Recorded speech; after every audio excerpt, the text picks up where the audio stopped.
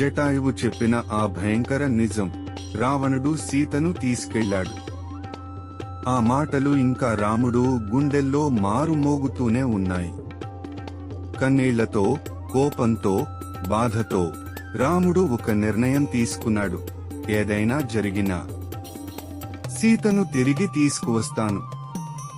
అలా రాముడు మరియు లక్ష్మణుడు అడవిలో ముందుకు సాగారు.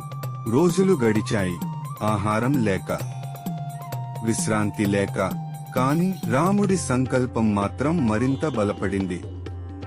ప్రతి చెట్టు దగ్గర ఆగి సీత, సీత అని పిలిచాడు.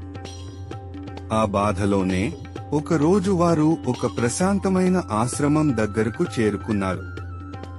అక్కడ ఒక వృద్ధ భక్తురాలు జీవిస్తోంది. ఆమె శబరి. శబరి ఎన్నో సంవత్సరాలుగా ఎదురు చూస్తోంది. రాముడు ఒక రోజు నా దగ్గరకు వస్తాడు అని. ఆ రోజు వచ్చింది.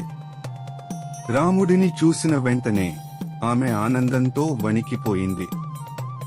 ప్రభూ, నా జీవిత లక్ష్యం నెరవేరింది అని నమస్కరించింది.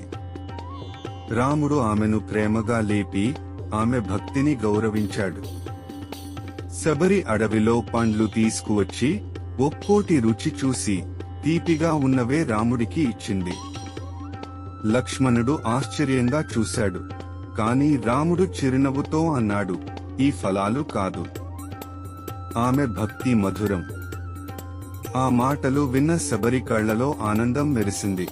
ఆమె రాముడికి ఒక ముఖ్యమైన మార్గం చూపింది. సుగ్రీవుడు అనే వానరరాజు దగ్గరకు వెళ్ళండి, అతను మీకు సహాయం చేస్తాడు. రాముడు ఆమె మాటలు గుండెల్లో పెట్టుకున్నాడు.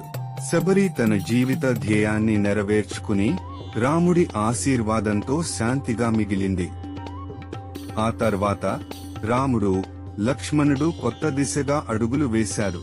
ఇప్పుడు వారి ప్రయాణం ఒక శక్తివంతమైన మిత్రుడి వైపు. ఆ దారిలో ఒక మహావీరుడు ఎదురుపడబోతున్నాడు. అతడే హనుమంతుడు. చూశారుగా, మరి రాముడు, హనుమంతుడు మొదటిసారి ఎలా కలుసుకున్నారు?